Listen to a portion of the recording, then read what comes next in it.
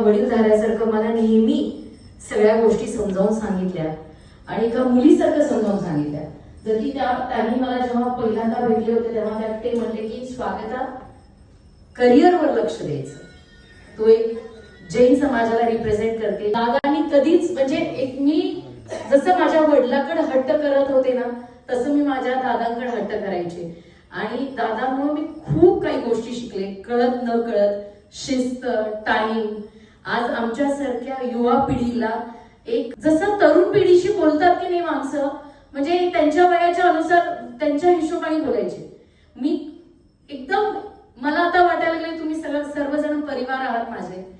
मला असं एकदम एकटं वाटायला लागले आता, कारण दादा नाहीयेत. पण मी एक मात्र म्हणेन की आज आपली माऊली आहे, आज आपली दादांची वाईफ म्हणजे आपल्या सर्वांची आईसारखीच आहे.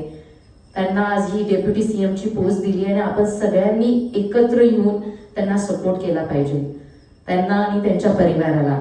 मला असं वाटतं की दादांचे जे राहिलेले स्वप्न आहेत ते आपण सगळे मिळून एकत्र पूर्ण करू शकतो. त्याच्यासाठी एकजूट होऊन परत ताकदीने सुरू करायचंय.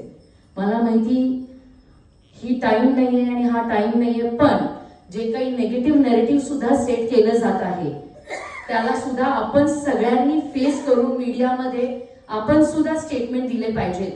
कारण दादा हे नेहमी जनतेसाठी काम करायचे.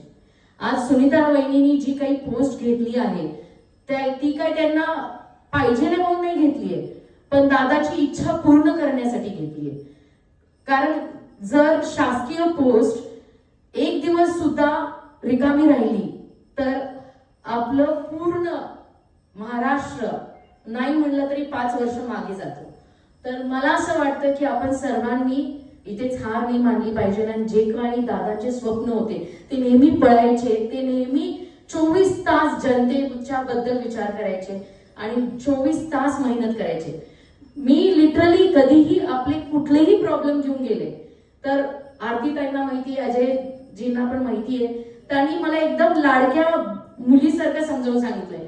म्हणजे मी फटकळ आहे स्वभावाने, तरी सुद्धा त्यांनी मला असं समजावून सांगितलं होतं की स्वागता तू फटकळ आहेस, मी पण तुझ्या वयाचा असताना असाच होतो, पण थोडं धीर घे, थोडं शांत राहा.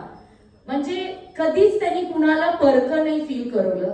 आज राष्ट्रवादी परिवारामध्ये ते एक वडीलधाऱ्यासारखे होते आणि परिवारासारखं राष्ट्रवादीला एकत्र जोडून ठेवलं होतं. फक्त मी एकच म्हणेन की त्यांचे जे स्वप्न आहेत आणि राष्ट्रवादीला आपल्याला पुढे घेऊन जायचंय, कुणाचंही काही नेगेटिव्ह नरेटिव्ह न ऐकता आपल्याला ताकदीने वाढवायचे. आरती ताई तर आहेतच महिला संघटनेला स्ट्रॉंगपणे पुढे घेऊन जायला, पण आज वुमेन एम्पॉवरमेंटसाठी आपली माऊली सुनीता वहिनी मैदानात उतरली आहे. तुमच्या सर्वांच्या मदतीच्या बिना त्या पुढे खरंच पाऊल टाकू शकणार नाहीत. तर मी फक्त एक निवेदन करेन, रिक्वेस्ट करेन की 5 सरांना, जय सरांना आणि सुनीता वहिनींना आपला परिवार समजून त्यांना मदत करायची आहे, त्यांच्या सपोर्टनी पुढे जायचंय. थँक्यू.